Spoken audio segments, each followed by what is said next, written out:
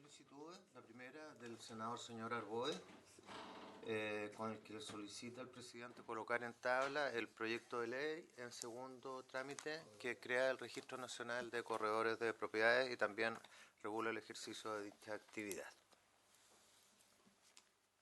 ¿Le vamos a pedir al Ejecutivo que nos haga una relación en la próxima sesión? El Ejecutivo es una moción parlamentaria. ¿Pero en qué etapa quedó? Claro. ¿Qué pasó finalmente? Pero nosotros lo estábamos viendo. ¿En qué, Sí. Sí, por la moción. ¿En qué quedó eso? El segundo trámite. Pero se paró porque había... Porque en su momento la comisión estimó que era necesario entregarle como más contenido normativo al proyecto, en el sentido que se creaba el registro nacional y la única consecuencia era que la gente podía como ostentar formar parte de este registro, pero era fácilmente... No era vinculante, claro, no era obligatorio, la gente, o sea, no era como requisito para el ejercicio, sino que sencillamente ellos podían poner en su publicidad, no sé, que estaban inscritos en el registro. Y desde la perspectiva, o sea, la comisión le encargó al Ejecutivo proposiciones para que de alguna manera el proyecto tuviera más fuerza. ¿Por qué esperar entonces? No, lo que pasa es que A ver, en razón a la propuesta hecha por usted, senador, pidamos al Ejecutivo que en la próxima sesión nos traiga las propuestas que pidió la comisión, Bueno, de tal forma que nos informe y vemos cómo tomamos la decisión, cómo seguimos. muchas gracias. ¿Ok? Muy bien. ¿Tú querías el jefe de Constitución? También otra solicitud, en este caso el director nacional del Instituto Nacional de Estadística, el señor Guillermo Petilo, solicita ser escuchado por la comisión porque él quiere presentar los cambios que han diseñado en el indicador de actividad económica regional, INACER. Al respecto, presidente, y cumpliendo con las instrucciones de la comisión, invitamos a Rafael Berguán para que él hiciera una presentación respecto quedó para julio, el 17 de julio, y quizás una sugerencia sería que en esa misma sesión también recibir a Guillermo Petilo. Hacer una sesión exclusiva para escuchar a la Comisión Nacional de Productividad. Exacto. Y al director del Instituto Estadístico. ¿A los dos en una sesión? ¿Nos cansamos? 45 minutos cada uno. Eso digo yo, pregunto. Lo de la comisión no son productividades con un poquito largo, ¿no? Creo. Puede ser más largo. Yo creo. O sea, ellos no... O sea, si hace la misma presentación a la que fuimos en Santiago, es una presentación contundente. Entonces, Sugiero. Otra fecha. veamos otra fecha. Ya, una fecha a determinar. Perfecto. Hay una invitación del presidente de la República que la recibimos como secretaría de la comisión, porque es una comunicación genérica, pero no obstante igual lo informamos, que es una invitación al lanzamiento del plan Aeropuertos, una actividad que se realizará el próximo miércoles 19 de junio. Hoy día. Hoy día, claro. ¿Hoy? Sí. Bueno, pero la recibimos. Fueron invitados. Y una información del presidente de Conadecus, con la que envía una carta que él dirigió al presidente de la República, con la que solicitan derogar el reglamento que establece instrucciones generales para el funcionamiento de las asociaciones de consumidores, dictado por el Ministerio de Economía, Fomento y Turismo. Y también al respecto recordar que por un acuerdo de la Comisión se despacharon 2 oficios, tanto del Ministerio de Economía y Hacienda. No se ha recibido la respuesta. ¿Va a hacer nada? No, en el fondo lo que se pidió fue un paralelo entre la normativa que se está aplicando ahora para las asociaciones de consumidores respecto de otras asociaciones gremiales. ¿Eso es lo que digo? No ha llegado. Lo que llegó fue lo de la ley de plantas del SENAC. Ese fue el que También tuvo respuesta. esa era otra preocupación de Esta la es otro oficio. Ok, pero había llegado una... Yo vi una Sí, respuesta sí. en mi- Respecto de esto, respecto a CERNAC. Ah, sí, el CERNAC sí, claro, pero el CERNAC era otro, Que nosotros era respecto de pedimos la dos. planta. Claro, eso sí llegó y dimos cuenta en la sesión anterior sobre... Llegaron a un acuerdo y aumentaron en 100 cupos, claro, la planta del CERNAC. ¿Qué pasa en los...? Para tomarse jugo, ¿no? Sí, Por favor. Y una ahorita lleno. Gracias, gracias. Sin nada.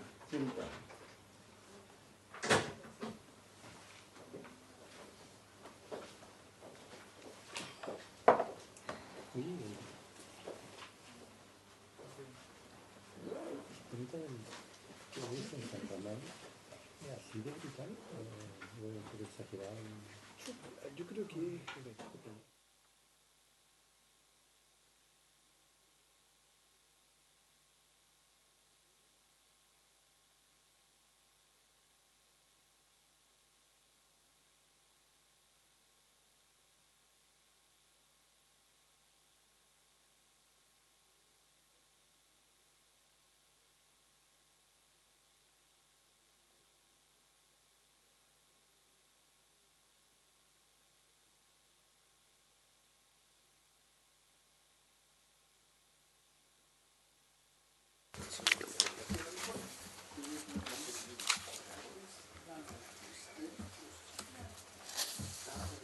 Lo de... Pero se lo dice usted, para el acuerdo de renuncia. Bien, buenos días. Saludar a los asesores, al equipo asesor del Ministerio de Economía. Lo primero, el señor secretario de la Comisión va a informar una solicitud hecha por el senador Arboe, de tal forma de que en la sesión del próximo miércoles ustedes puedan informarnos con respecto a la ley al proyecto de ley de Registro Nacional de Corredores de Propiedades. Señor secretario. Gracias, señor presidente. El senador Arboe solicita al presidente colocar en tabla el proyecto que crea el Registro Nacional de Corredores de Propiedades y el presidente ha accedido. El punto es que revisando las actas y la tramitación y el debate respecto de este proyecto, en algún momento quedó stand-by esperando propuestas del Ejecutivo para fortalecer más el proyecto, porque la preocupación de la Comisión era sobre si es que era suficiente para hacerlo, para que cumpliera con su eficacia.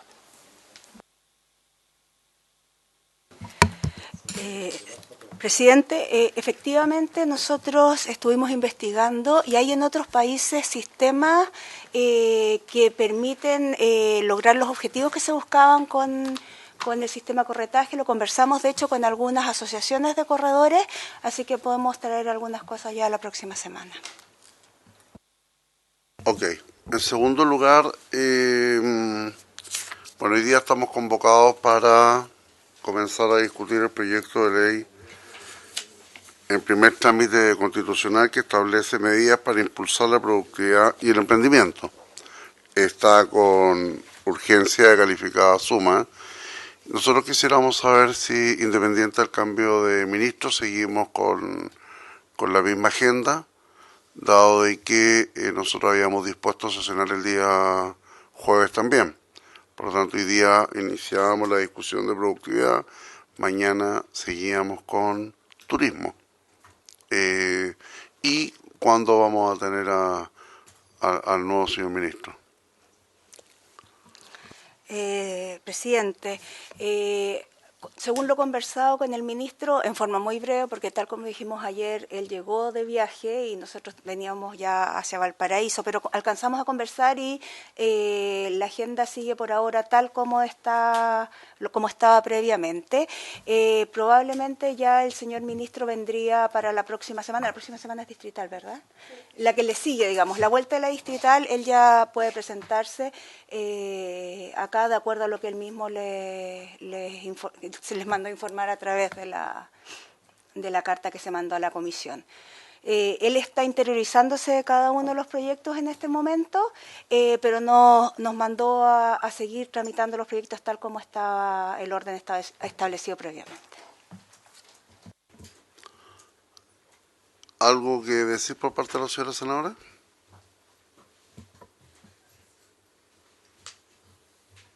Senador Arboe. Gracias, presidente. Bueno, yo espero que tengamos una pronta definición respecto a la agenda legislativa. Entiendo que el ministro está recién instalado. Yo soy senador de oposición, como digo, un humilde senador de oposición nomás. No tengo mucha influencia en el gobierno, pero sí quiero manifestar mi preocupación, porque yo creo que más allá de las legítimas diferencias que podamos tener, digamos, creo que el ministro Valente lo está haciendo bastante bien. Y de menos a más, digamos.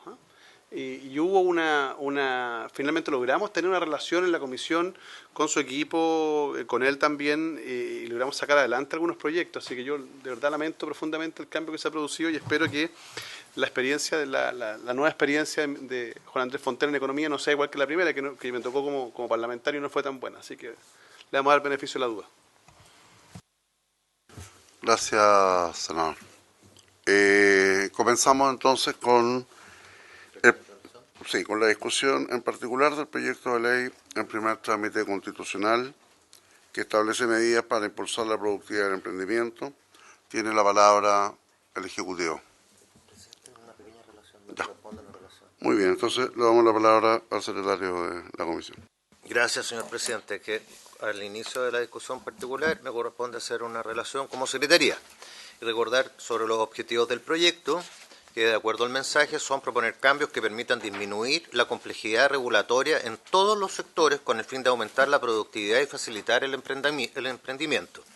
El ordenamiento jurídico requiere de modificaciones para incentivar un aumento de la productividad y competitividad que permita disminuir las barreras de entrada al emprendimiento y la innovación. Y señala el presidente que para lograrlo resulta necesario modificar diversos cuerpos normativos generales y sectoriales para promover evaluaciones ex ante del impacto de nuevas regulaciones, reflejar nuevos avances tecnológicos, eliminar ineficiencias en el funcionamiento de ciertos órganos de la Administración del Estado, promover más transparencia y lograr coherencia regulatoria. Dentro del plazo acordado por la Sala para presentar indicaciones, finalmente el último plazo fue el 10 de junio, se presentaron más de 100 indicaciones a las distintas normas. Este es un proyecto de carácter misceláneo y modifica cuerpos tan legales tan diversos como la Ley Orgánica del Congreso Nacional, el Código Sanitario, la Ley Ricardo Soto, la Ley Orgánica de Municipalidad, el Código del Trabajo, la General de Pesca y Agricultura, la Ley sobre base de contrato administrativo de suministro y prestación de servicios, de reorganización y liquidación de empresas y personas, que simplifica el régimen de constitución, modificación y disolución de sociedades comerciales, la Ley General de Servicios Sanitarios y la que crea el Consejo Nacional de Televisión y finalmente la Ley de Cooperativas. En la mayoría de los artículos fueron presentadas numerosas indicaciones y destacar que dentro de ellos el artículo 9, que está referido a la Ley sobre Reorganización y Emprendimiento, fue por lejos la que recibió más indicaciones. La primera del artículo primero está referido a modificaciones a la ley del Congreso Nacional y también recibió un número importante de indicaciones, además de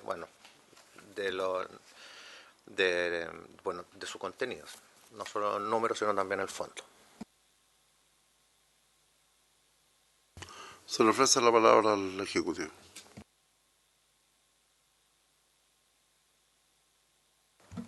Señor presidente, efectivamente la mayor parte de las indicaciones del Ejecutivo tienen que ver con la ley de reemprendimiento. De hecho, aquí en la comisión recibimos bastantes visitas respecto de esta ley y justamente lo que hicimos y en conversación y en acuerdo con ustedes fue ampliar la cantidad de medidas que había de reemprendimiento para tratar de realizar la mayor cantidad de mejoras posibles dentro del marco de lo que era este proyecto de la ley, que no salieran del margen de eso, para poder mejorar este proyecto de ley. En ese sentido trabajamos con la superintendencia respecto de los cambios que se están proponiendo y esperamos que cumplan con el objetivo que conversamos con ustedes, que es hacer que la ley de reemprendimiento efectivamente cumpla a cabalidad con los objetivos propuestos.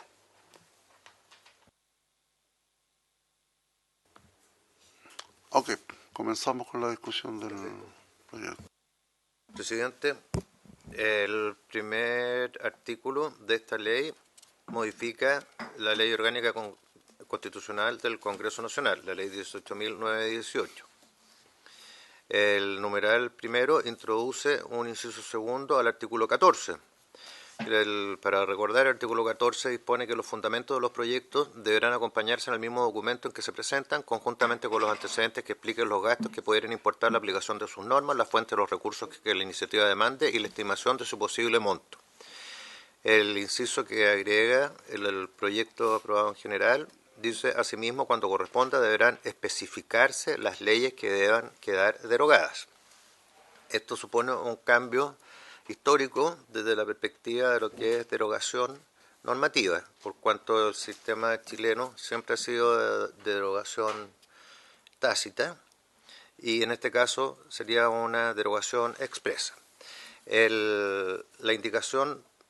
Se presentó una indicación del presidente de la República para reemplazarlo por el siguiente: asimismo, cuando correspondan, deberían especificarse las leyes o parte de ellas que deban quedar derogadas en razón de la iniciativa propuesta. En el fondo es hacerlo más preciso, de que no solamente debe mencionar las leyes que deban quedar derogadas, sino que en algunos casos parte de ellas que deban quedar derogadas. ¿Se ofrece la palabra? Veamos todas las indicaciones de ese... Ya. 52. Perfecto. En el inciso segundo propuesto hay una indicación del senador señor Galilea para agregar después al final de este inciso, sin perjuicio de lo dispuesto en el artículo 52 del Código Civil, y una tercera indicación del senador señor Bianchi para agregar también al final: lo anterior es sin perjuicio de lo establecido en los artículos 52 y 53 del Código Civil. Sí, Catalina. Acá se los pone. Sí. El artículo 52 dice la derogación de las leyes podrá ser expresa o tácita. Es expresa cuando la nueva ley dice expresamente que deroga la antigua. Es tácita cuando la nueva ley contiene disposiciones que no pueden conciliarse con las de la ley anterior. La derogación de una ley puede ser total o parcial. Y el artículo 53 dice: la derogación tácita deja vigentes las leyes anteriores, aunque versen sobre la misma materia, todo aquello que no pugna con las disposiciones de la nueva ley. Yo tengo la siguiente consulta. En realidad, a mí no me preocupa tanto la derogación de las leyes, porque una ley de manera tácita sacaba otra. Pero sí me preocupa en que los fundamentos de los proyectos deben acompañarse en el mismo documento en que se presenten, con los antecedentes que expliquen los gastos. Esto es ley vigente, presidente. Claro. Y no, ahí no tenemos ninguna... No, es solamente referencial. No hay modificación en el No hay modificación en eso, así no tenemos ninguna... Claro, es así. Pero cuando uno presenta un proyecto actualmente, lo presenta con los gastos. Lo que ocurre es que el presidente tiene iniciativa en materia de gastos y siempre viene con informes financieros. Y los parlamentarios, como no tienen iniciativa en materia de gastos, son declaradas inadmisibles esas mociones. Por lo tanto, este artículo no tiene directa vinculación con nosotros, con los proyectos. Con los proyectos del Ejecutivo. Exacto. Okay.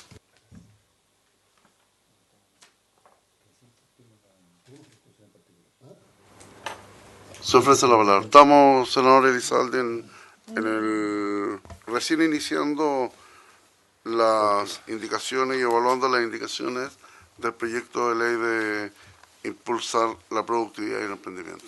Estamos en el artículo 14. Senador Galilea. Presidente, a mí me parece razonable la segunda reacción que plantea el Ejecutivo en esto, o sea, la de la indicación, es un poco más completa. Me parece también que es más completa la indicación del senador Bianchi que la mía, que es complementaria, por lo tanto yo estaría dispuesto a retirar la mía, cosa que quede el 52 y 53. Pero no tengo ningún problema. Ahora, quería plantear una cosa complementaria a esto. Yo, conversando con ministros de Corte, una cosa pedagógica, la de Talca, no la de Rancagua. Siempre, esto es un tema completamente práctico. Dicen, se aprueban las leyes y empieza y se modifica el inciso no sé qué. Entonces, yo creo que todos hemos visto, y cuando los que estudiamos leyes, el código lleno de recortecitos arriba del... Entonces dice, sería tanto más fácil si en las leyes, además de venir, se modifica, que viniera transcrito cómo queda el artículo entero que se modifica. Cosa que venga redactado entero y se acaba, yo sé que esto es un tema completamente pedagógico, pero de facilidad también de comprensión de las leyes, de que cuando uno modifica el inciso tanto, segundo, tercero, venga la ley tenga la obligación de decir, bueno, y por lo tanto el artículo 5º de la ley no sé cuánto queda así. Así como en la escritura de sociedades, cuando dice se modifica el artículo 4º y por lo tanto... ¿Se das cuenta de los que no son usados? ¿Las sociedades? Sí.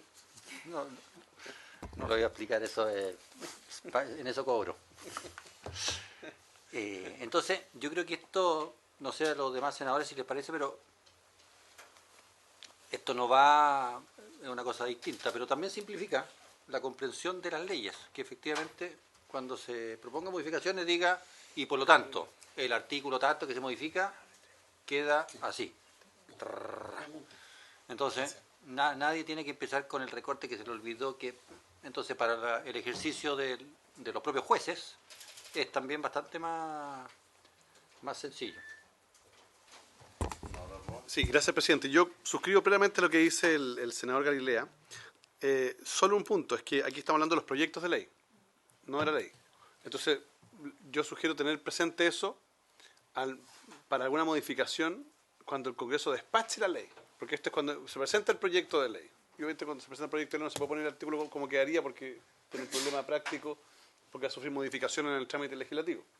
Pero entiendo el sentido que una vez que se apruebe una ley, no solo se establezcan las modificaciones específicas que se han hecho, sino se establezca el texto del artículo o la ley modificada tal como quedaría, para efecto de una mayor comprensión de parte tanto del Poder Judicial como de los ciudadanos, digamos, ¿no? del regulado. De acuerdo a la propuesta de los señores senadores Elizalde. Lo que pasa es que a mí no me queda claro qué pasa si no se cumple con esta disposición. Porque esta sería una norma que no tienen... O sea, si un proyecto de ley no cumple con esta disposición, ¿qué es lo que ocurre? Lo que está ocurriendo hoy día, que simplemente quedan derogadas de manera tácita. No, pero es que aquí dice otra cosa, que estamos hablando que los proyectos de ley deben señalar cuáles son las leyes que quedan derogadas. ¿Y qué pasa si en el proyecto de ley no se especifican las leyes que quedan derogadas? ¿Cuál es el impacto? Se aplica el 52 y 53 del Código Civil en la práctica. No. Son las derogaciones. No, pero es que ahí está el punto. Aquí nos está diciendo que las leyes deben de señalar cuáles son las que derogan, sino que los proyectos deben señalar cuáles son las leyes que van a derogar, los proyectos. Es un requisito de admisibilidad. Entonces, ¿cuál es el impacto? Yo no tendría requisito de admisibilidad, lo quiero decir claramente, porque creo que se establece una... A ver, yo no estoy de acuerdo con el fondo, porque las normas que tenemos hasta ahora, es cierto, el óptimo es que se especifique en torno a expresa qué es lo que se modifica y qué es lo que se deroga. Pero hay normas que resuelven eso, principios de especialidad, temporalidad, etc. Pero en este caso, si el proyecto no contuviera las normas que van a ser derogadas, significa que el proyecto no se va a tramitar. O si no contuviera todas las normas que van a ser derogadas, significa que el proyecto tendría un un vicio, es que eso a mí me parece absurdo. Porque al final, si ya la interpretación de una ley y qué es lo que deroga es un enredo, imagínense que se tenga que establecer ese requisito como un requisito de admisibilidad previo. Así que no comparto el sentido de la propuesta. Entiendo el sentido que es facilitar la aplicación de la ley. Por tanto, claro, si uno tiene un manual que dice, mire, se modificaron tales y tales artículos, se derogaron tales y tales artículos o leyes, claro, eso facilita su aplicación. Pero establecer como un requisito para tramitar un proyecto de ley, a mí me parece no adecuado. Así que yo no comparto el fondo de la propuesta. Ejecutivo. Presidente, entendiendo lo que plantea el senador Elizalde, efectivamente se podría leer o pensar que si es que no están todas las leyes que deben ser derogadas, podría no poder tramitarse si se considera un requisito de admisibilidad. Quizás había que cambiarlo tal como se está proponiendo esto, que al aprobar la ley se establezca no solo el artículo corregido, sino como quedaría, también que al aprobar la ley se establezca cuáles son las leyes que quedan derogadas, y ahí sí agregar, y estamos de acuerdo 100% en que sin perjuicio de lo dispuesto en el artículo 52 y 53 del Código Civil. O dejar claramente que esta modificación no va a significar principio de admisibilidad del proyecto. Entonces habría que hacer una nueva redacción.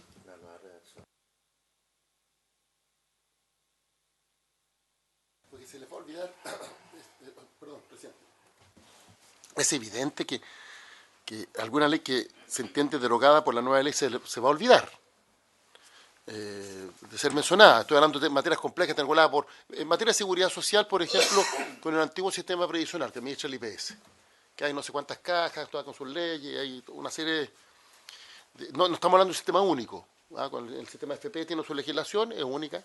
Aquí estamos hablando de un entramado de legislación que hace difícil a veces la correcta interpretación y, por cierto, la aplicación. Y si se olvida mencionar una ley que se entiende derogada, se va a entender que no fue derogada porque dice sin perjuicio de lo establecido en el artículo 52 y 53. Claro que habla de derogación expresa y tácita. Pero ¿cuál va a ser el impacto? ¿Cuál va a ser el impacto en la tramitación del proyecto de que no se mencionen todas? ¿Y cuál va a ser el impacto de aprobarse la ley con esa redacción si no se mencionan todas? Alguien podría alegar, bueno, es que como no se mencionó, la ley no se derogó. Y estaríamos, por tanto, introduciendo un nuevo criterio para la aplicación de las leyes que no está establecido en nuestro Código Civil, que no es ni el principio de temporalidad, ni el principio de especialidad, ni otro de los principios que contiene nuestra legislación. Estaremos ahora, un abogado podría señalar, mire, ¿sabe qué? Lo que no se menciona derogado no se entiende derogado. Entonces, al final, estamos tratando de facilitar un tema, una especie de manual para que, claro, uno pueda ver qué es lo que se derogó y para el abogado que tiene que, o el tribunal o quien sea que tiene que aplicar la ley, sepa qué es lo que está derogado, pero vamos a introducir un nuevo criterio que si no está debidamente, regulado, va a enredar más las cosas de como están actualmente. Senador Arboe. Yo creo, presidente, que Andrés Bello fue bastante visionario en cuanto redactó el artículo 52 y 53, porque lo que nos da más bien es una norma de cuándo se entienden derogadas las leyes y qué tipo de derogaciones hay. Yo no innovaría en eso. Yo creo que si lo que se busca es que los proyectos de ley no generen impactos regulatorios negativos, yo rechazaría este artículo que se refiere a los proyectos de ley en general y me iría al análisis del 14 bis que está a continuación, que se refiere a los mensajes del presidente de la República.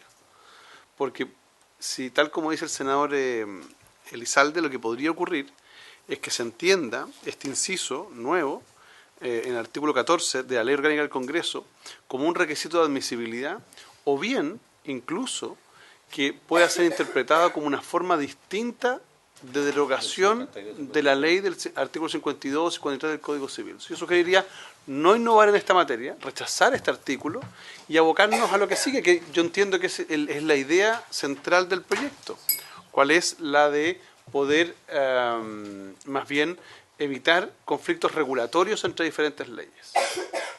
Sugerencia. Ejecutivo.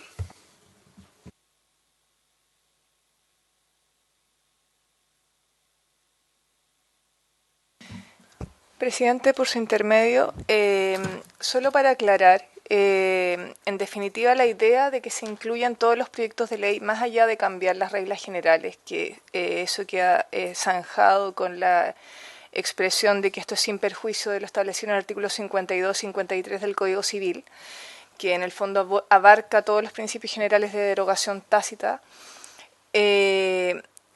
Creemos que como una técnica legislativa puede ser mucho más clarificador para entender cuál es el objetivo de los proyectos de ley, que se entienda cuál es el contexto y cuál va a ser el efecto que va a tener esa moción si es que fuera aprobado como ley. Y creemos que al debatirlo, así como se plantea la posibilidad de que se señale cómo queda el artículo completo con la idea del proyecto de ley, o una vez que ya va a ser ley, en el oficio de ley, mientras uno tenga más herramientas de interpretación que clarifiquen y concentren el debate de las ideas que son planteadas a discusión en el Congreso, eso siempre es positivo. Entiendo también la postura del senador Elizalde en el sentido de que pueden quedar leyes afuera y precisamente creo que ese es el sentido de que se incorpore la referencia al artículo 52 y 53 del Código Civil, que esto cierra este círculo porque existe un montón de norma que no tiene el carácter legal, sabemos que por el principio de especialidad prima la ley sobre normativa que se asocia a esa ley, pero creemos que es un aporte que se señale solo para la clarificación del debate y entender cuál es la idea que nosotros queremos plasmar al incorporar esta regulación, que tampoco debiera significar una barrera de entrada o un requisito de admisibilidad de los proyectos de ley, pero que sí mejoraría la discusión y daría más herramientas y más antecedentes. Señora senadora. Yo comparto que en lo posible, cuando se presenta un proyecto de ley, deba mencionarse lo que se va a derogar. Lo que no comparto es que sea un requisito de admisibilidad, y ni menos que pueda generar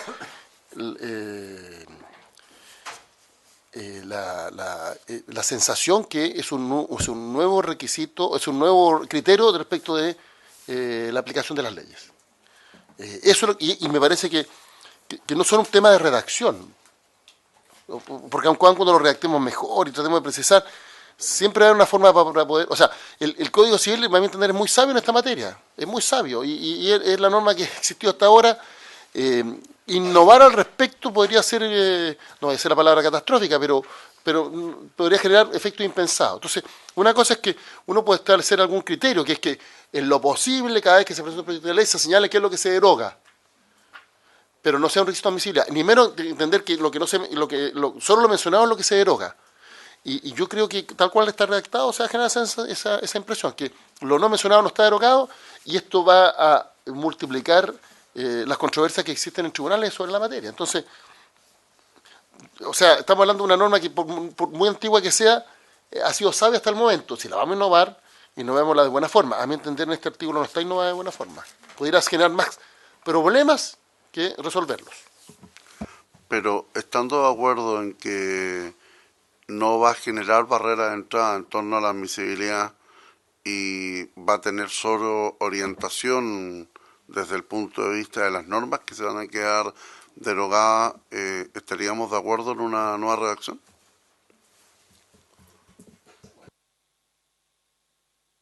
Teniendo obviamente el artículo 52 y 53.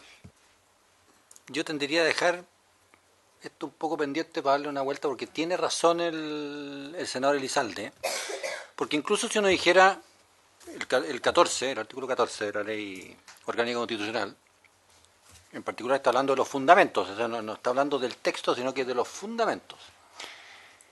Pero en realidad, objetivamente es tan complejo que llegar a saber todos y cada uno de los cuerpos legales que se modifican que aunque esté solo en el mensaje, en el fundamento de la ley y no en el articulado que se está aprobando o rechazando, podría traer un criterio de interpretación que efectivamente termine complicando más que facilitando lo que ya establece las sabias palabras de don Andrés Bello en el 52 y 53.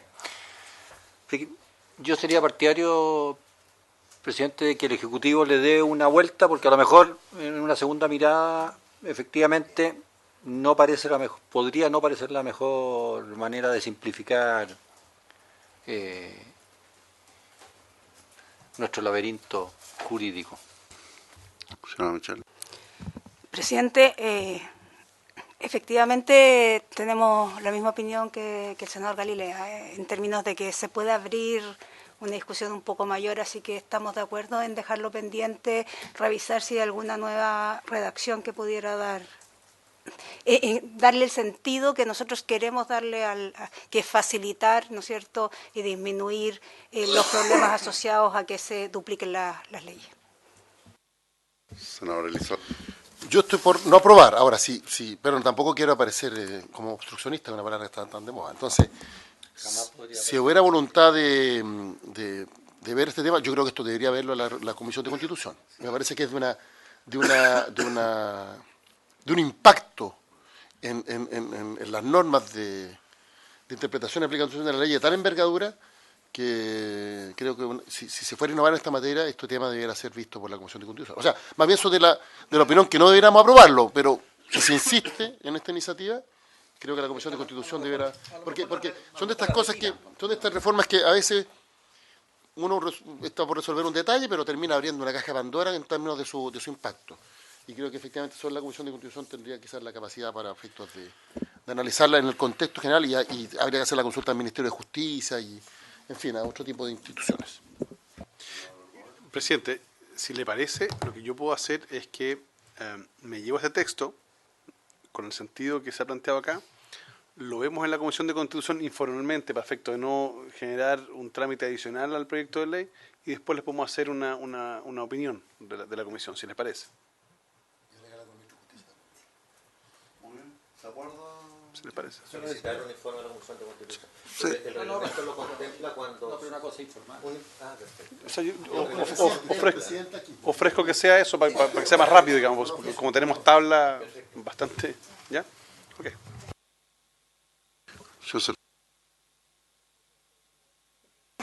Y el senador Arboe lo plantearía en la Comisión de Constitución. Después, nuevas indicaciones respecto del artículo 14 bis nuevo del texto aprobado en general. La primera indicación es para suprimirlo. Y la segunda, que es muy parecida a la que plantea más adelante la senadora Rincón, de su excelencia el presidente de la República, para reemplazarlo por el siguiente, artículo 14 bis. Los proyectos de ley originados por mensaje del presidente de la República deberán acompañarse de un informe que analice sus efectos e impactos regulatorios probables, denominado informe de impacto regulatorio. El Ministerio Sectorial que lidera la propuesta legislativa será el responsable de su elaboración, sin perjuicio de la colaboración que para estos efectos podrá presentar el Ministerio de Economía, Fomento y Turismo. Un reglamento expedido por el Ministerio Secretaría General de la Presidencia, suscrito también por el Ministro de Economía, Fomento y Turismo, determinará qué proyectos podrán eximirse del deber de presentar este informe y la metodología para su elaboración.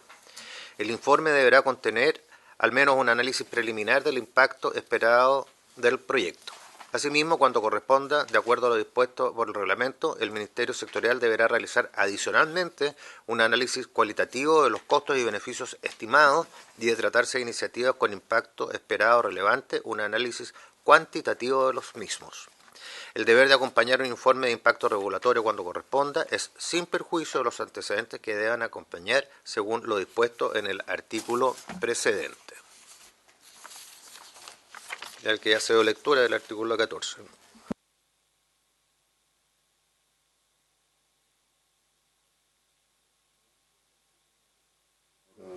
Igual, es prácticamente igual, tiene una modificación al final. Pero es lo mismo. Claro, y viniendo una indicación de un parlamentario sería inadmisible. Sí. Igual, Sí. es solo del Ejecutivo. Yo creo que O sea, solo admisible la indicación de Quizás la senadora de Girardi y la del gobierno. Son las únicas dos admisibles, creo yo. sí. Porque la de Girardi es derogarlo, o sea, suprimirlo. Y eso es parte de la se puede. que tiene la comisión. Y la del gobierno es modificarlo. Pero además es una materia exclusiva de iniciativa del presidente. Bueno, yo creo que efectivamente las únicas dos indicaciones que son admisibles son la del gobierno, por razones obvias, porque tiene atribuciones para ello, y la del senador Girardi que plantea suprimirlo. Yo, cuando voté en general a favor de este proyecto, manifesté que tenía una aprehensión con este proyecto, con esta regulación. Voy a dar la explicación. Actualmente hay un informe financiero, que es un requisito, y es un informe objetivo. Pese a ser objetivo, igual no hay acuerdo de los números. A veces hay debate sobre los números. Pero cuando hablamos de un informe sobre el impacto regulatorio o un informe sobre el impacto de la productividad, efectivamente se nos ha informado que hay países que lo exigen, pero la gran mayoría de esos países se refieren al impacto en la productividad y el impacto en el medio ambiente. En este caso no está contenido el medio ambiente. Pero además, a mi entender, este es un tema de debate político y que por tanto no se puede sustraer porque son temas opinables. Por cierto que tenemos que contribuir a aumentar la productividad, pero puede ocurrir que afectar la productividad pueda ser necesario para la paz social o para la cohesión social en determinadas sociedades. O sea, todo lo que es la regulación, por ejemplo, de la jornada de trabajo o los derechos laborales, tiene un impacto en la productividad y en algunos casos puede ser negativo, pero tiene un efecto positivo que tiene que ver con la vida en familia, con una sociedad que vive en paz. Entonces, a mi entender, el prisma de la productividad, que es muy relevante, y tenemos que aumentar la productividad, no es el único prisma del debate político. Y por tanto no se puede sustraer. Y en esto tengo una diferencia, no solo con lo que plantea este gobierno, tengo una diferencia con el gobierno del cual yo fui parte, porque la presidenta Bachelet en uno de sus mensajes planteó esta iniciativa. Y incluso se estableció de alguna forma, no sé si está regulado por decreto, por una forma reglamentaria, no es ley. Y lo anunció en un mensaje en ese tiempo del 21 de mayo, no se había modificado todo al 1 de junio. Y ahí yo tengo una diferencia conceptual. Porque una cosa es decir, mire, saben, necesitamos un informe financiero porque esto va a costar plata, tenemos que ver si es que el Estado cuenta con recursos suficientes para financiar esa iniciativa. Porque en caso contrario seríamos responsables desde el punto de vista fiscal, eso generaría déficit, endeudamiento y un impacto negativo en la economía. Bueno, está bien, necesitamos tener informe financiero y por eso todos los proyectos tienen informe financiero. Pero respecto a este informe, a mi entender como que se sustrae del debate político. Y son temas, primero, no está claro que podamos poner de acuerdo los parámetros para compartir lo que sea en el informe y que el informe al final sea un determinante si se aprueba una iniciativa cuando los parámetros no son necesariamente objetivos. Segundo, los países que tienen sistemas de esta naturaleza agregan el impacto ambiental, aquí no está contenido. Y tercero, a mi entender es parte del debate democrático. Una sociedad puede en determinados sentidos decir, mire, vamos a crecer menos. Por ejemplo, China ha dicho hace ya un tiempo atrás, vamos a crecer menos, pero vamos a cuidar más el medio ambiente. Es una opción legítima. Que forma parte del debate político. En el caso chino no es precisamente del debate democrático, pero en sociedades democráticas obviamente sería parte de la discusión. Y por lo tanto como que se sustrae del Congreso Nacional, se sustrae del debate político miradas que pueden ser distintas, sin desmerecer la importancia de la productividad. Obviamente tenemos que aumentar nuestra productividad porque eso genera crecimiento y desarrollo económico inclusivo. Yo eso no lo pongo en duda. Me parece que la productividad es fundamental, pero no es el único parámetro al momento de señalar si una ley es buena o mala para el país. Eso. Galilea. Gracias, presidente. Lo que pasa es que yo quería comentar a propósito de las palabras del senador Elizalde, que efectivamente él planteó este tema cuando se discutió en general el proyecto, hizo sus reparos, y el Ejecutivo, a mi juicio, corrigió efectivamente el tema, y lo que está exigiendo el nuevo artículo 14 bis ya no es un informe de productividad, sino que es un informe de impacto regulatorio, que es distinto, que se tiene que formalizar después de acuerdo a un reglamento que tiene que dictar el Ministerio de Economía, pero que no hace estos juicios de valor porque efectivamente hay muchas consideraciones distintas de la productividad que son atendibles y que pueden determinar aprobar o no un proyecto de ley. Pero como quedó redactado, en definitiva, el 14 bis, a mi juicio, salvó y se hizo cargo justamente de las aprehensiones que manifestó el senador Elizalde hace algún tiempo atrás, y lo mismo que otros senadores, y para no meterse en esa camisa de fuerza, efectivamente esto es un informe de impacto regulatorio, en que pueden haber análisis cuantitativos, también pueden haber cualitativos, tiene que firmarlo tiene que acompañarlo el ministerio respectivo de la norma, en fin, a mí me parece que quedó bien hecho y que es un insumo, además me parece bueno porque es un insumo importante a la hora de tramitar los proyectos de ley. La otra gran atención que existía era ¿y cómo lo íbamos a hacer los parlamentarios? Y también, finalmente, el 14 bis nuevo sacó a los mensajes de esta exigencia, a las mociones, perdón, que a mí me hubiera gustado quizás mantenerla poniendo así un nuevo rol a la biblioteca del Consejo, o sea, que hubiéramos podido trabajar los parlamentarios con la biblioteca del Congreso, para efectivamente hacer unos análisis que quizás no serán tan formidables como los del Ejecutivo, pero que empecemos a crear un músculo dentro del Congreso para también ser capaces de hacer estos análisis de impacto regulatorio. Pero, bueno, eso el Ejecutivo prefirió no innovar en esa materia, pero hoy por hoy ya no se trata de un informe de productividad, sino que de impacto regulatorio, que a mí me parece un insumo relevante, sacó las mociones parlamentarias de esta normativa, así que a mí me parece que es un paso adelante en los insumos que debe tener el Parlamento a la hora de tramitar una ley. Gracias, presidente. Presidente, efectivamente nosotros, escuchando a lo conversado en esta comisión, hicimos esos cambios tal como lo hizo el senador Galilea.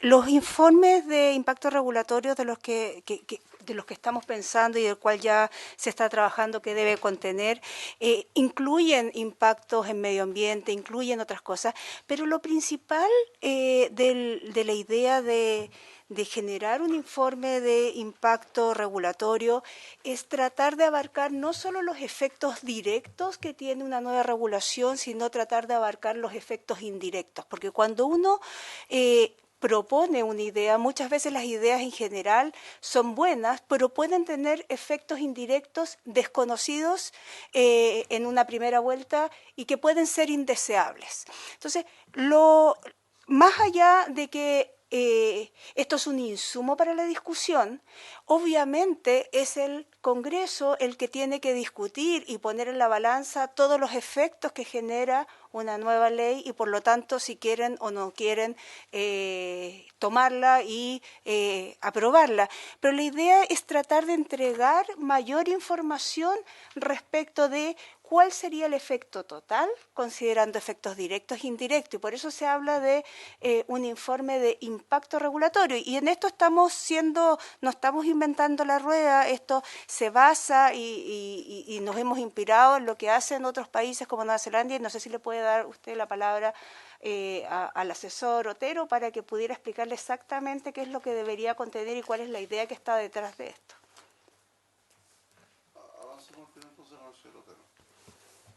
Por si termino, presidente, antes que nada me gustaría hacer una aclaración que a nuestro juicio como Ministerio de Economía es muy relevante, y es que estos informes de impacto regulatorio no solo buscan ser una carga para el legislador, sino que buscan en el fondo ser una herramienta. No es de extrañar que nuestra legislación es bastante compleja, engorrosa y muchas veces tiene normas incluso contradictorias. Al respecto, en el último informe de la OCDE, nosotros somos el segundo país con mayor complejidad regulatoria. Esto claramente es algo que desincentiva la inversión, desincentiva el emprendimiento, y para todas las personas cumplir con las regulaciones, mientras más complejas sean y más costosas, es siempre algo indeseado y que trae muy malos efectos no solamente para la economía, sino que para las personas en todo su desarrollo y en todas las interacciones que éstas tienen entre ellos, porque las regulaciones no solamente se refieren al ámbito económico. En este sentido, los informes de impacto regulatorio buscan, además de ser un insumo para el Congreso a la hora de tramitar los proyectos de ley, buscan ser una herramienta para el mismo legislador y ayudarlo y guiarlo a través de un proceso que lo lleve a buscar la manera ideal de solucionar un problema de política pública y a su vez tener en cuenta todas las alternativas que existen y poder elegir aquella que tiene menores costos y mayores beneficios. De esta forma, esto ha sido reconocido por la OECD como uno de los principales elementos para buenas prácticas regulatorias.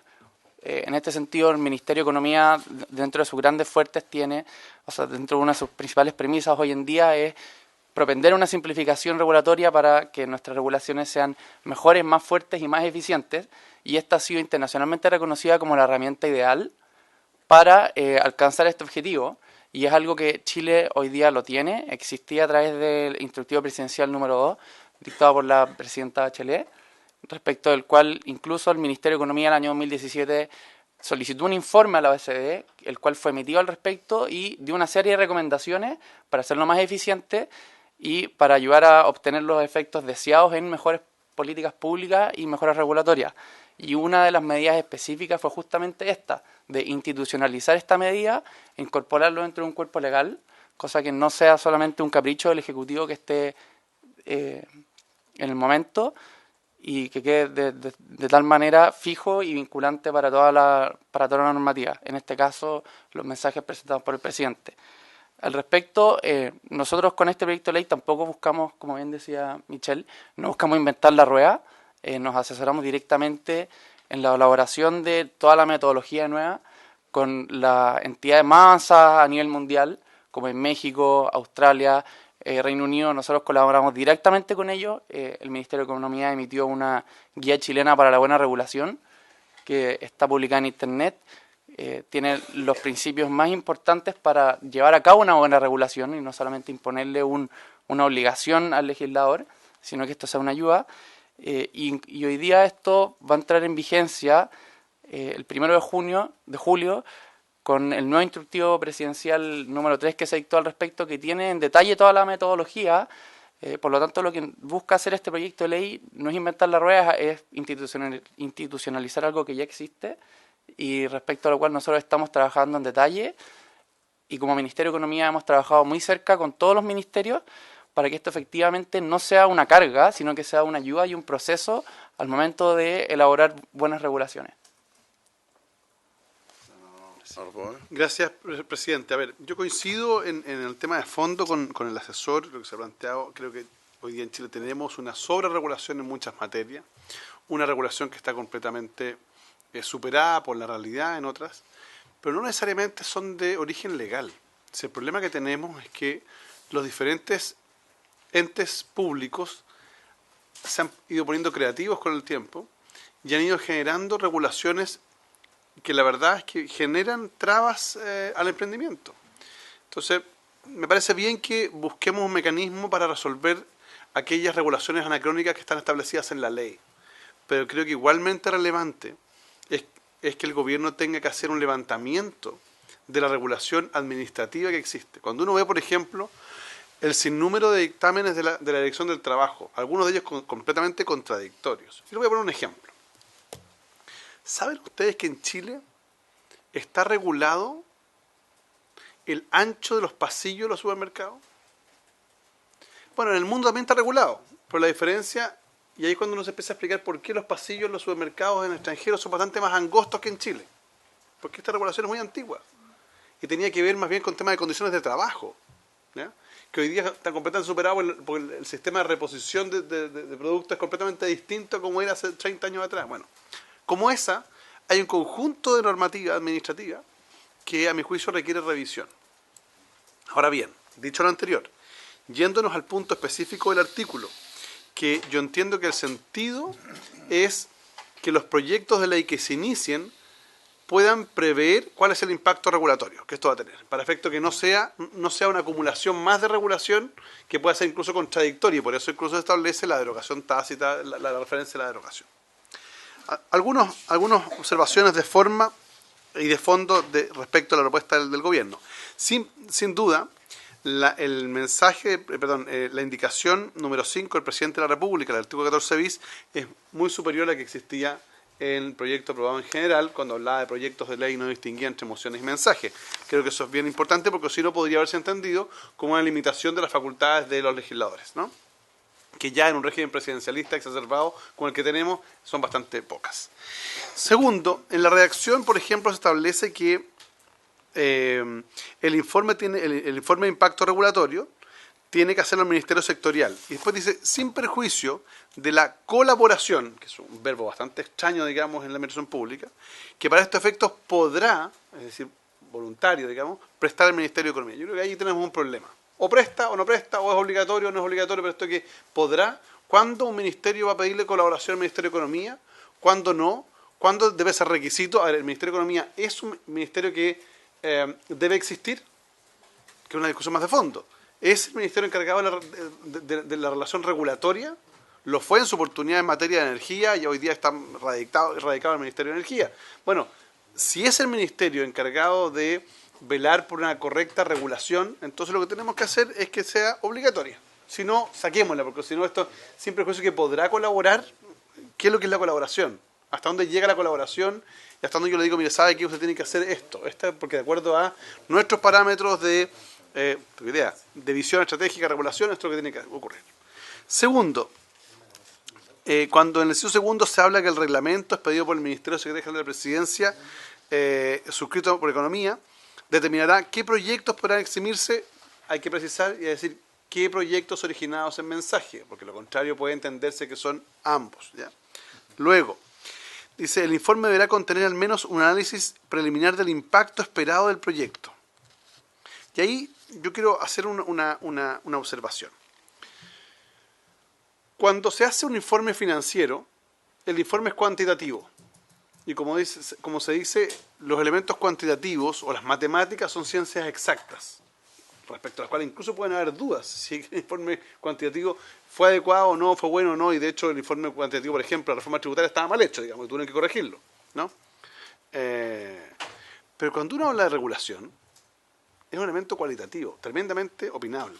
Si yo siento en esa mesa, en ese lugar, a don Juan Andrés Fontaine, para efectos de preguntarle por la regulación, seguramente su opinión regulatoria va a ser diametralmente opuesta si yo siento ahí a don Oscar Landerreche, por ejemplo. O a don Pablo Bello, que fue subsecretario de Telecomunicaciones. Porque son visiones completamente distintas. Entonces, claro, el impacto regulatorio va a ser una opinión del Ejecutivo del momento. Pero va a cambiar el Ejecutivo del momento y va a cambiar la opinión regulatoria probablemente. Entonces, lo pongo para que quede claro que no es un absoluto. Aquí no hay una ciencia exacta. Y por tanto lo que vamos a tener son opiniones. Legítimas todas, por cierto, pero son opiniones. Que a mí me digan, por ejemplo, que lo que ha sostenido, lo que sostenía el nuevo ministro de Economía cuando estaba en el ministerio, de que la autorregulación del mundo del retail era fantástica, yo le decía, mira, ¿sabe que eso ya no resultó nomás? Son visiones distintas, digamos. Y cuando uno ha tenido que avanzar, y hemos tenido que avanzar, por ejemplo, en esta comisión, en fortalecer los derechos del consumidor, porque la autorregulación teórica que decían algunos no resultó, digamos, y en la práctica se producían abusos, ¿no? Luego, después dice, asimismo, cuando corresponda, de acuerdo a lo dispuesto en el reglamento, es decir, el legislador está renunciando a su facultad de establecer cuándo corresponde. O sea, el reglamento va a disponer cuándo corresponde. El Ministerio Sectorial además debe hacer un análisis cualitativo de los costos y beneficios estimados. Cualitativo de los costos y beneficios estimados. Es decir, va a ser un análisis de contenido sobre costos. Y después dice, cuando corresponda además, un análisis cuantitativo de los mismos. Aquí nos metemos de lleno en otro elemento, que es el informe financiero. ¿Por qué el reglamento va a determinar cuándo corresponde o no cuándo corresponde? Es la ley la que tiene que determinar cuándo corresponde y cuándo no corresponde. ¿Por qué el legislador va a renunciar a esa facultad? O sea, si en un gobierno presidencialista le vamos a decir al gobierno que ellos van a determinar por vía reglamentaria cuándo corresponde un informe cuantitativo o no, a mí eso me parece que sea adecuado. Fijemos en la ley, si nos vamos a meter en esta materia, metámonos en serio. Y digamos, ¿sabe qué? Mire, En este punto se va a exigir un informe regulatorio en el caso 1, 2, 3 y 4. Ese informe regulatorio tiene que contener 1, 2, 3, 4 y va a ser suscrito por 1, 2. Pero establezcamos en la ley las condiciones. Porque dejarlo, insisto, un reglamento, lo que podemos terminar es que más bien el gobierno de turno, por la vía de la potestad reglamentaria, vaya modificando en función de sus conveniencias. A mí eso no me parece que sea adecuado. Menos aún si queremos generar estabilidad jurídica. Si al final del día el inversionista, ¿qué es lo que mira? Lo que mira son las reglas del juego, la regulación y los incentivos. Ya, si yo quiero mirar los incentivos y me doy cuenta de que pueden cambiarlos al arbitrio por un reglamento el gobierno de turno, o sea, yo me permito decir que eso no genera mucha estabilidad desde el punto de vista del juego. Entonces, si el objetivo es ese, y hacernos cargo del comentario que nos hace en la OCDE, claro, fantástico. Pero resulta que en la OCDE, en las economías de la OCDE, cuando uno empieza a mirar los modelos productivos, los modelos de desarrollo, las estructuras de mercado son completamente distintas, pues, a nuestro país. Entonces, cuando tenemos aquí 3 cadenas de farmacias, 5 bancos, 3 retail, bueno, es harto distinto, ¿no? Entonces, yo recientemente estaba en Madrid en un congreso sobre libre competencia y Chile es en materia de estudio de lo que ha ido ocurriendo en esta materia. Entonces, seamos cuidadosos. Estoy disponible para ayudar en esto, pero creo que tiene muchas fallas que tenemos que mejorar en esto. ¿Usted, Jimena, me había pedido la palabra? Presidente, no, era básicamente para señalar lo que dijo José Tomás, así que no es necesario. Senador Elizalde. Yo voy a ir al tema de fondo, y es que el informe de impacto regulatorio, a mi entender, no es un informe neutro, ni necesariamente subjetivo, tiene mayores elementos de subjetividad de los que podría creerse. Y tiene también un componente ideológico, en el buen sentido de la palabra, no en el mal sentido de la palabra. Tanto es así que cuando se tramita un proyecto de ley y se invita a los institutos vinculados a los partidos, destacados profesionales vienen y dicen cosas contradictorias. El Instituto de Libertad dice algo distinto de lo que podría ser el Instituto por la Democracia, o el Instituto de Igualdad, o el CDC vinculado a la Democracia Cristiana, el Instituto de Libertad de Renovación Nacional, dicen cosas distintas. Un ejemplo es, por ejemplo, el sistema de selección escolar que se está discutiendo ahora, que se reformó en el gobierno de la presidenta Bachelet y que ahora la ministra Cubillos quiere reformar. Y hay opiniones contradictorias. ¿Cómo se llama? Aula segura. El gobierno tenía una propuesta y vinieron otros especialistas y decían algo distinto.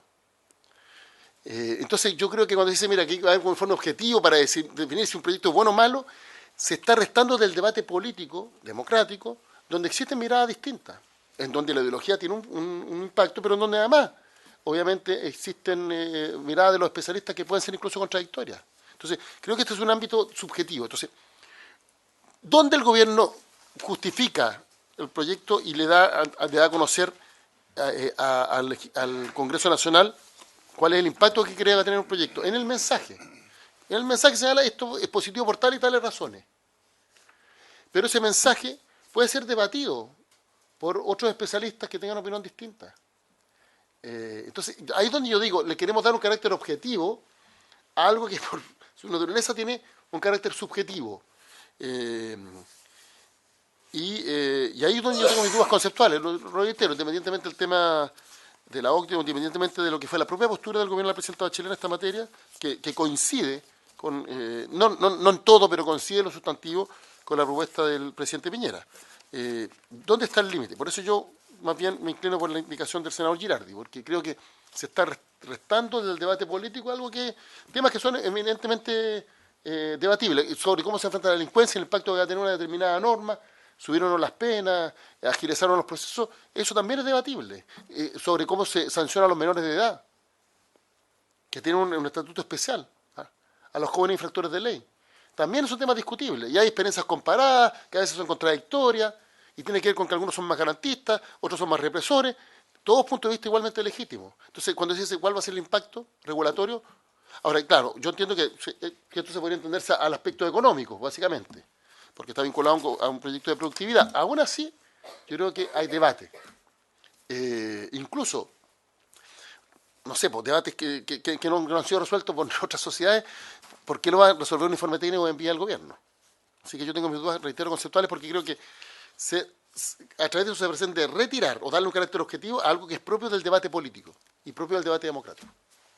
Y que, por lo demás, es un debate que se desarrolla en el Congreso Nacional, entre otras tantas partes. Senador Galileo. Gracias, presidente.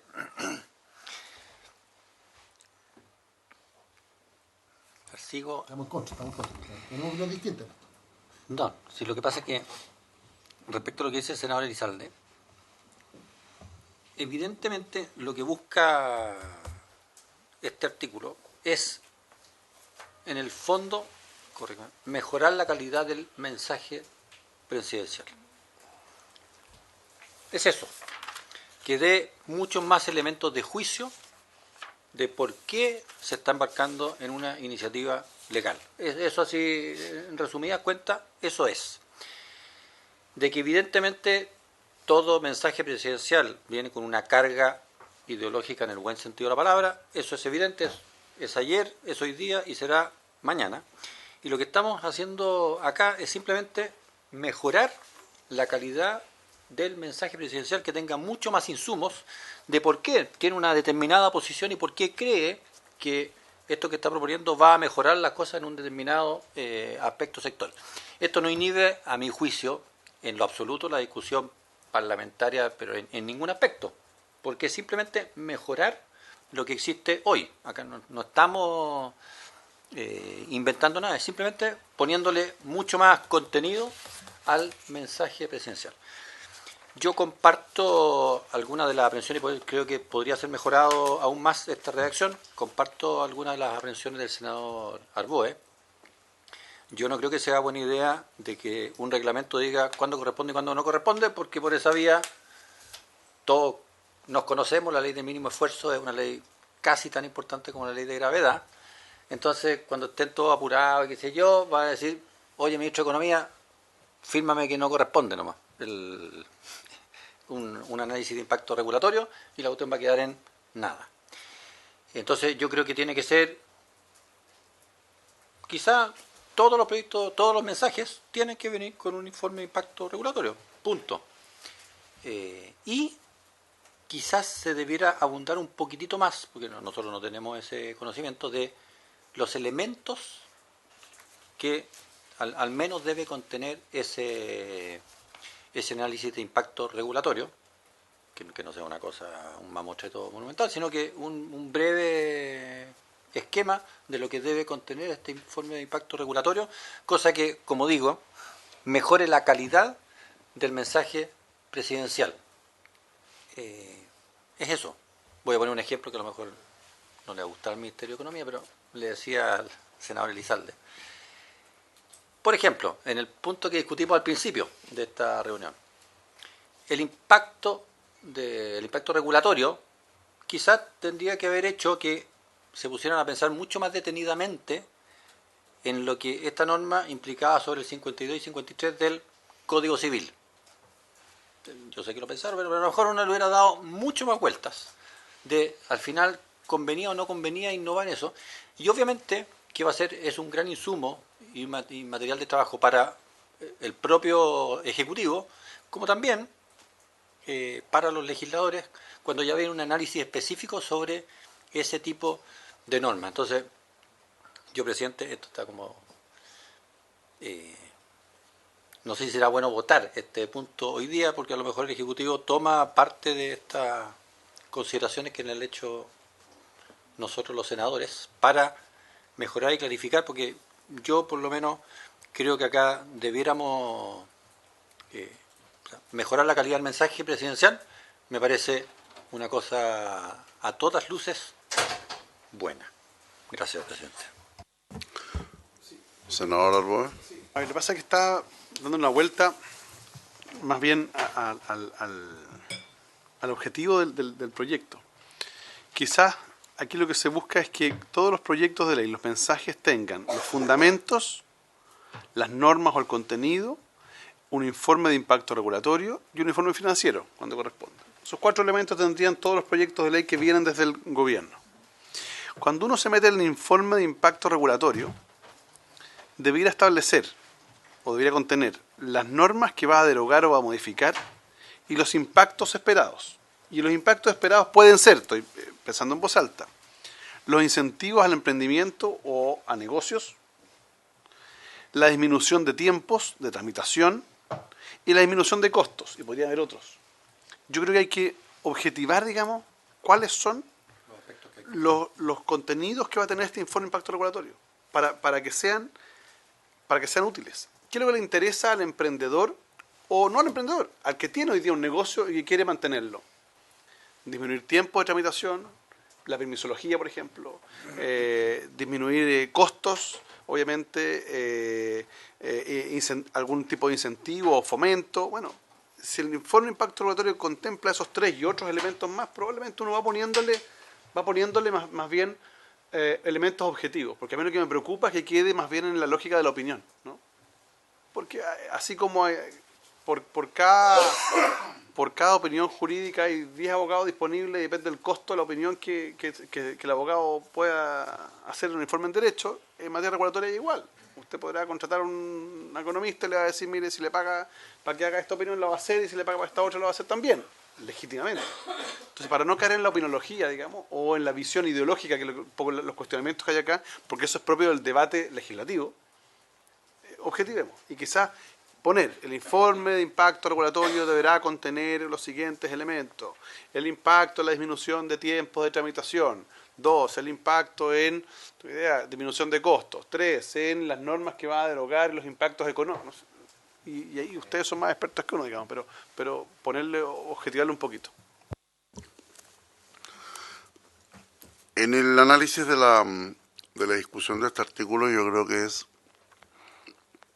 sumamente importante definir de que estamos hablando de proyectos de ley que tienen directa vinculación con mejorar la productividad, que va de la mano con generar más empleo y obviamente generar desarrollo económico. Yo comparto con lo que ha dicho el senador Arboe, que nosotros tenemos que tratar de dejar lo mínimo a reglamentos de ley, que son los que finalmente pueden ir cambiando en el tiempo, pero sí entiendo de que tampoco estamos hablando de todos los proyectos de ley dentro de los cuales hay una inmensa diversidad, sino que estamos enfocados fundamentalmente a aquellos que tienen directa vinculación con el desarrollo económico. Y es aquí en donde en general los que marcan cierto precedente, y ahí donde hay que establecer cuál es la contraparte, son aquellos que tienen directa vinculación con los recursos naturales y con las medidas de evaluación medioambiental, que son tan sensibles hoy día. Por lo tanto, ¿cuál es la forma, y esto es la consulta al Ejecutivo, en que este artículo puede objetivizar el que finalmente nosotros tengamos la certeza de que más allá de la carga ideológica que pueden tener todos los proyectos, estamos orientados finalmente a productividad, desarrollo económico y empleo, y entendiendo también de que todos reconocemos las tremendas medidas regulatorias que tenemos para poder dar certeza jurídica a los que invierten la plata y a los que generan desarrollo y emprendimiento. Entonces, cuando uno tiene un artículo en que queda la sensación que son todos los proyectos de ley los que van a quedar marcados en esta norma, yo al menos me gustaría sensibilizar de que estamos hablando de aquellas que tienen vinculación con el desarrollo económico.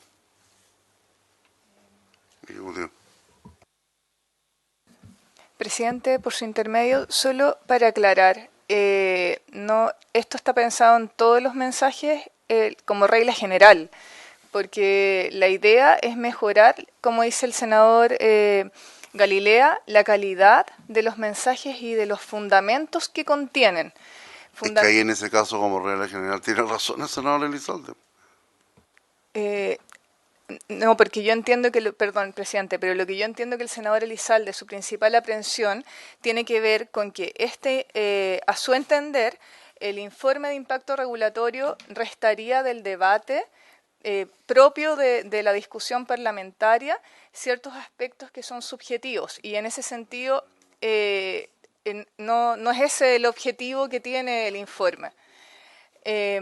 Ahora bien, respecto a la inquietud que presenta el senador Arbó y el senador Galilea, en el sentido de incorporar acá a lo menos ciertos elementos principales que tiene que contener este informe de impacto regulatorio para evitar que quede todo entregado en reglamento, nosotros estamos dispuestos, por supuesto, a analizarlo. Es más, acá hoy día nos acompaña José Tomás, porque José Tomás es abogado de la Oficina de Productividad y Emprendimiento Nacional, que desde su conformación está trabajando no solo en el manual que acaba de señalar que está disponible en la página de la oficina, sino también en la metodología, la cual ya contiene los elementos principales y define los aspectos cualitativos y cuantitativos que contiene este informe de impacto regulatorio. Entonces nosotros podemos revisarlo, mandarles una propuesta que contenga estos elementos principales, que satisfaga los comentarios que ustedes han hecho en la mesa, pero solo es importante tener presente que en ningún caso esto busca circunscribir estos informes a cierto tipo de proyectos, cierto tipo de mensajes, sino que sea casi de práctica general y que en definitiva también justifique el por qué es necesario incorporar una regulación y de qué manera afecta para bien o para mal, para que sea un elemento más a considerar a la hora del debate, dejando abiertas todas las instancias de discusión que se presentan en las comisiones y durante todos los trámites de los proyectos de ley.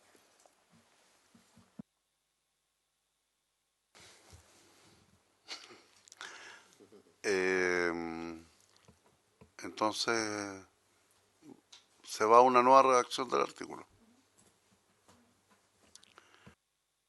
Señor secretario.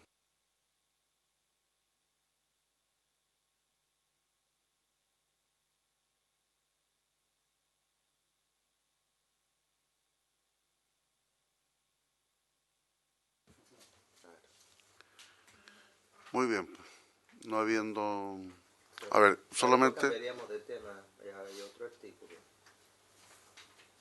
Está la indicación del senador Galilea sobre el medio electrónico.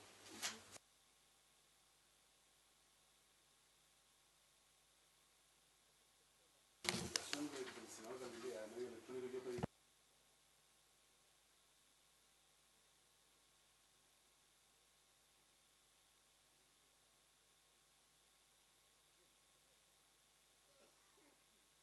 Respecto de los medios electrónicos, creo que ahí hay un tema bien delicado, porque hay muchos hoy día portales electrónicos que funcionan como medios electrónicos sin serlo, aparentemente. Yo no conozco muy bien la regulación, pero sería bueno conocer esa regulación para no cometer errores. Presidente, por su intermedio, el senador Arbó, efectivamente nosotros podemos contar con la presencia y traer a Ensecpress. Hay una división nueva que es de gobierno digital que ha estado trabajando en los proyectos de transformación digital. Así es, Andrés, que puede venir a explicar y la idea es que precisamente nosotros en principio compartimos la indicación planteada por el senador Galilea, porque esto la idea es dejarlo lo más amplio posible para entendiendo que los medios electrónicos van evolucionando a cada minuto y por eso nosotros originalmente se había pensado en un reglamento para no dejarlo tan cerrado el concepto y que eventualmente terminara siendo un obstáculo y no se adaptara a los nuevos medios. Ok. Por lo tanto, esperaríamos ¿Esto sería para la próxima semana? La nueva redacción y de los artículos precedentes y medios electrónicos. ¿Senadores?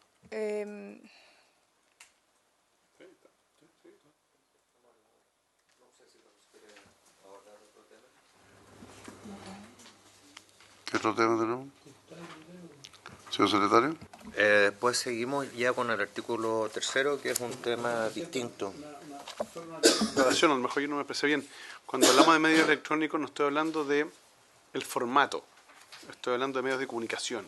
Esa es mi preocupación, porque cuando uno entra a regular en un proyecto misceláneo medios de comunicación, ojo porque aquí puede haber un tema de libertad de expresión, puede haber mi experiencia, por lo menos en el gobierno, es que esto es un tema delicado de entrarle solo por el lado. Creo que aquí hay que escuchar bien qué está pasando en la industria, porque si uno, por ejemplo, va a poner normas de medios de comunicación y va a distinguir cuáles son medios y cuáles no son medios, tiene que ir con avisaje, tiene que ir con conjunto de cosas. Entonces, para no cometer errores, lo que sugiero es que, por eso hablaba yo de la estrategia de gobierno, porque entiendo que desde el punto de vista de los medios de comunicación, ahí se ha trabajado eso. Entonces, Álvaro fue ministro de esa cartera, no sé, ¿trabajaron en ese tiempo los temas, Álvaro?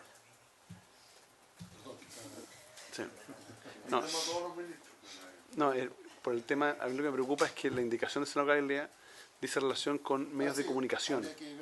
Pero entiendo que el Ministerio de Secretaría de Gobierno habían trabajado ese tema de regulación. En algún momento hubo un anteproyecto de ley.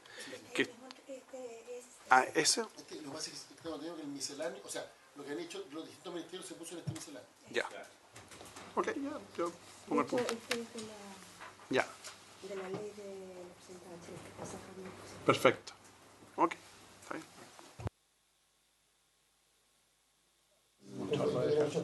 También con indicaciones. Nunca se Pero la indicación de Galilea está muy Certera. certera y sabia. Señores senadores, mañana entonces a las 9:30. Mañana hay un seminario en Santiago convocado al presidente de la Corte Suprema, ministro de Justicia, toda la mañana, así que me excuso de participar. Están todos invitados. ¿Por qué pueden ir por Vamos a ver turismo mañana. Estupendo, que les vaya regio. Ya. 9:30 en la sala del Senado. En el Senado, así que están todos. Muy bien, habiéndose cumplido el objeto de la Un momentito, a ver si voy a